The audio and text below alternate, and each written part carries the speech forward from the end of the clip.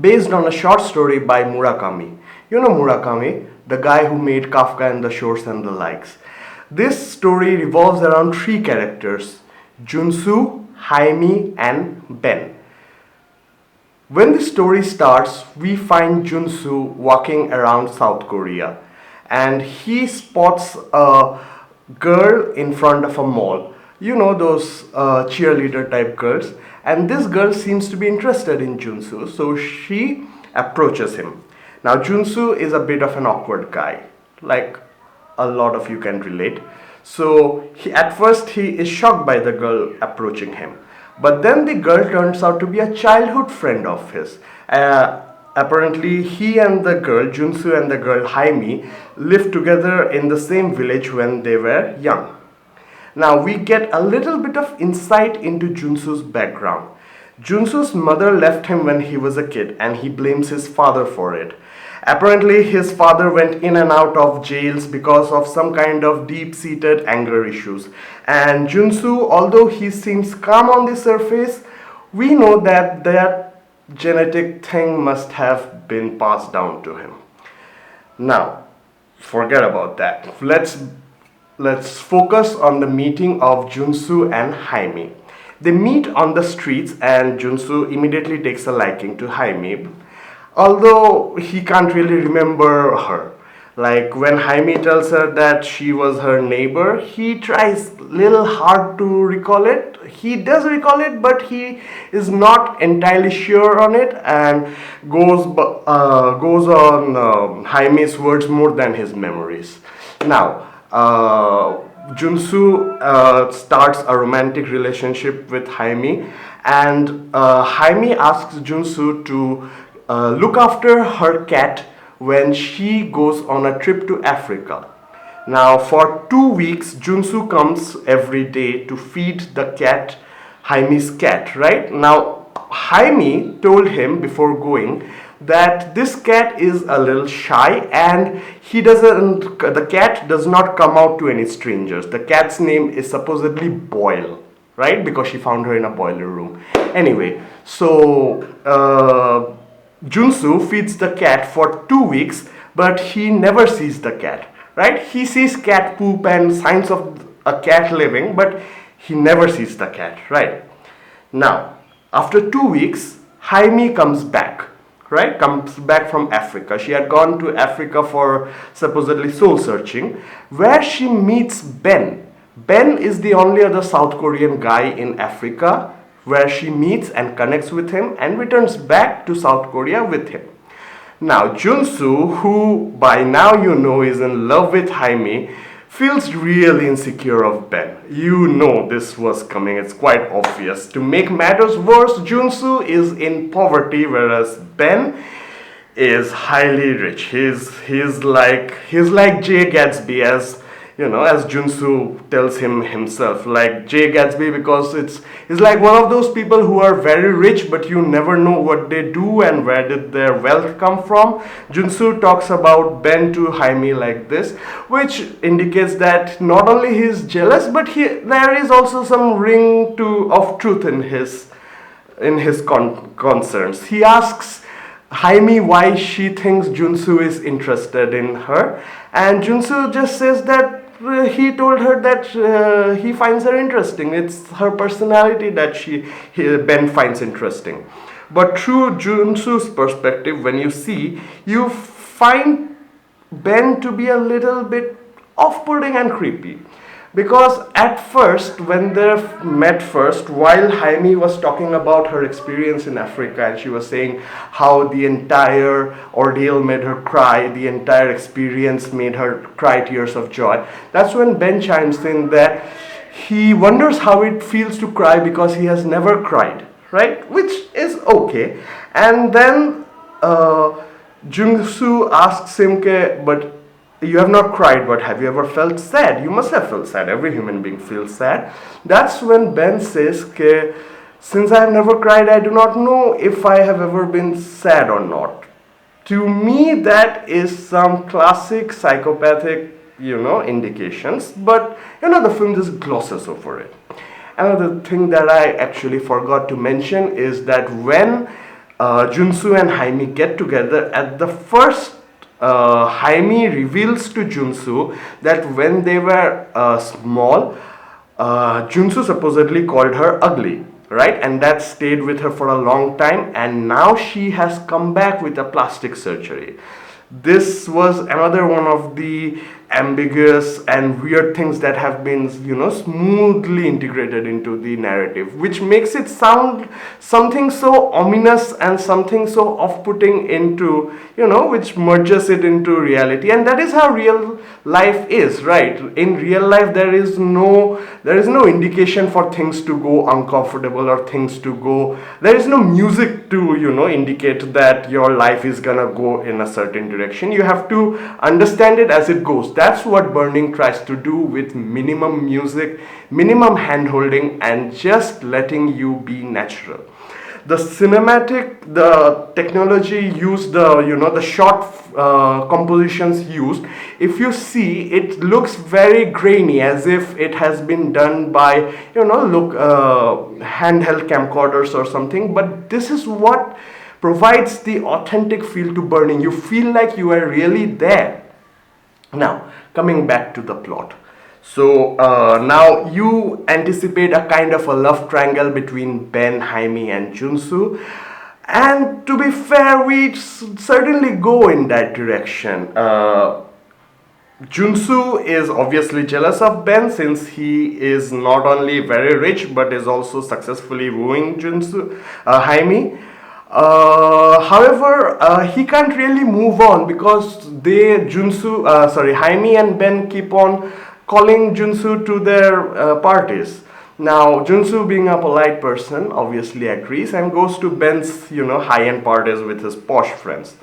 During those things, he excuses himself to go to the bathroom, and in the bathroom, he finds in a drawer collection of women's jewelries, but they are kept in such a way as if they are souvenirs or trophies, which makes it sound more off-putting, right? Now, you know that Ben is somewhat a creep, but now you know that at best he is a playboy, a Casanova who collects, souvenirs from women. At worst, he's a serial killer. This is the thought that gets ingrained into your mind right then and there. Now, after this, there are a lot more meetings between Ben, Jaime, and Junsu, and they end up getting high and, talk about their feelings. Junsu, in that entire trance, she opens her top and she dances in front of the flames, which makes for a beautiful shot in the dusk. Jaime's silhouette in the blue dusky sky, that was one of the best scenes in Burning. Anyway, after this, Junsu gets more jealous. He asks her, while Ben was, dropping her off to her home, he asks her, why do you undress so easily in front of men with disdain? And ironically, that turns out to be the last thing he ever says to her, because after that, he does not see her again. There is not a trace of Jaime. Now, Junsu moves heaven and earth, because, he is romantically inclined to her, and a person that you knew vanishes suddenly. So you're obviously interested in knowing what happened. So Junsu goes to the landlord, the place she worked. Junsu even goes to Ben, but none of them know where she is, right? Ben doesn't even seem to care. He's like, she's always been like this. She's a wandering person. One day she's here, one day she's there. She went away. What do you care? And Junso finds that even more creepy now, because he always had this little bit suspicion of Ben. And the thing that I missed is that Ben tells Junsu that he has an interesting hobby. The hobby is burning old and defunct greenhouses. This really catches Junsu by surprise, and it, brings out the intrigue in him. So what he starts doing is he starts looking for greenhouses near his place for Ben to burn, right? Now, after like 7-10 days, after 2 weeks, he can't find Jaime, and Ben is also not picking up his calls. And he just looks every day he goes on a round to look at all the greenhouses near his place, but they are all still there. One day when he gets hold of Ben, he asks Ben, hey, what about your greenhouse thing? Are you gonna burn a new greenhouse or what? And Ben tells him, I have already done that. I have done that like the day I told you, the next day only I did. And Junsu is like, you haven't? Ben is like, I have burned a greenhouse that is very near to you. And Junsu says, that is impossible because I keep on going in circles around all the greenhouses near my home and I have not seen even one burnt down. They are all intact. And Ben gives an ominous smile and tells him, no, I have burnt a greenhouse that is really close to you. This is supposed to give the indication that he has done something to Jaime, at least at first watch, right? So this disturbs Junsu and he starts stalking Ben.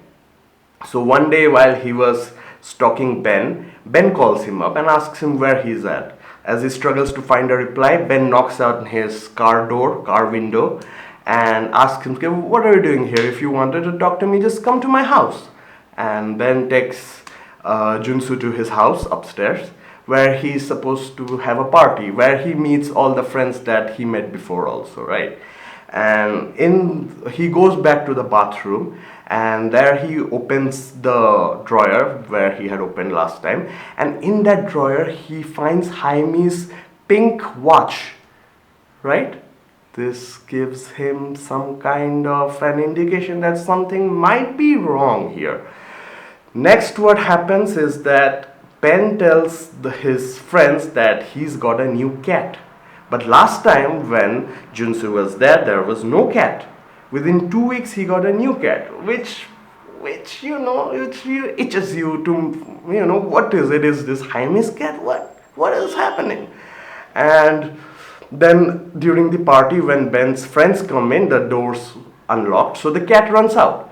Now Ben is concerned for the cat, so is all his friends, and Junsu too. So they all run out looking for the cat. They are in the parking lot. Junsu is looking high and low for the cat. Everyone is looking for the cat. Then Junsu sees something or hears something and then goes in that direction and finds the cat. He doesn't tell anyone that he sees the cat there, and he just, quietly calls the cat. The cat doesn't come. But then he says, Boyle, come here, kitty. As he says Boyle, the cat comes to him, and he is successful in taking the cat back. That's when Ben asks him, hey, didn't you have something to talk about, Jaime? Let's go and talk. And Junsu says, no, I have found everything I need. There's no reason to talk. And then they part ways. And now you're left thinking, what happened to Jaime then? If her cat is with Ben, her jewelry is in his souvenir box, so there must be something wrong. And you're not the only one thinking that, because Junsu is obviously thinking that too. The last scene of the film happens when Junsu calls Ben for a meeting, telling him that he has found Jaime and they wish to meet him. Junsu calls Ben in an abandoned parking lot. It's snowing like hell. And when Ben comes and asks Junsu, where is Jaime? Junsu stabs Ben, right? Stabs Ben in the stomach like 3 or 4 times, and they have this weird cinematic moment between them. It's very intimate. I know stabbing someone is the least thing from intimate, but the shot is composited in such a way that it's quite beautiful.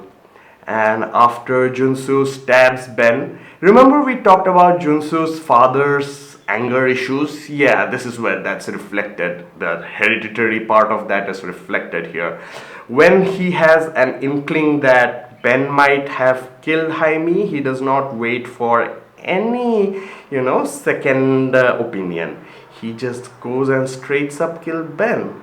And after that, it's snowing heavily, right? And he opens his shirt, he opens his pants and throw them in Ben's car along with Ben's corpse. He he douses the entire car with gasoline and then lights it on fire with Ben's own lighter. And then he is right. he's naked, right, in the snow, and he's shivering like hell. He gets into his car, and as he runs away, we can see in the background Ben's car burning. And that is how the story ends. Let me know how you like this story. Let me know if you plan to watch it after listening to this. Anyway, I'll be seeing you next week. Bye bye.